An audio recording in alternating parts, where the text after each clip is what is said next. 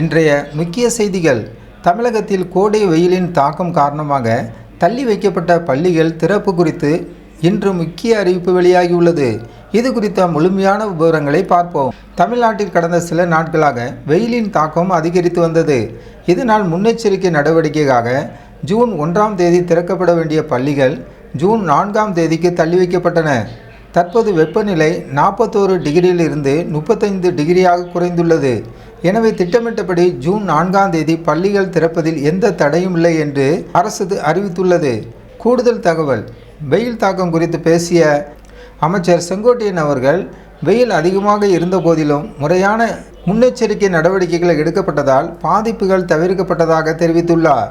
மேலும் மழைக்கால பணிகள் மற்றும் பேரிடர் மேலாண்மை குறித்த கேள்விகளுக்கு பதிலளித்த அரசு தரப்பு, நிலச்சரிவு அபாயம் உள்ள பகுதிகளில் பாதுகாப்பு நடவடிக்கைகள் தீவிரப்படுத்தப்பட்டுள்ளதாக உறுதியளிக்கப்பட்டுள்ளது. இயற்கையை சிதைக்காமல் பாதுகாப்பதே பேரிடர்களை தடுப்பதற்கான சிறந்த வழி என்பதையும் அரசு வலியுறுத்தியுள்ளது.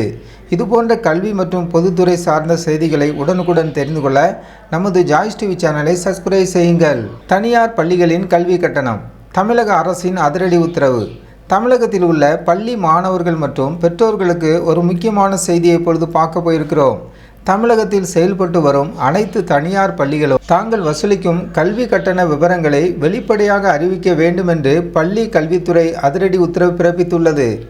தனியார் பள்ளிகள் இயக்குனர் சுகன்யா அவர்கள் வெளியிட்டுள்ள இந்த புதிய சுற்றறிக்கையின் மிக முக்கியமான அம்சங்கள் இதோ. தகவல் பலகை.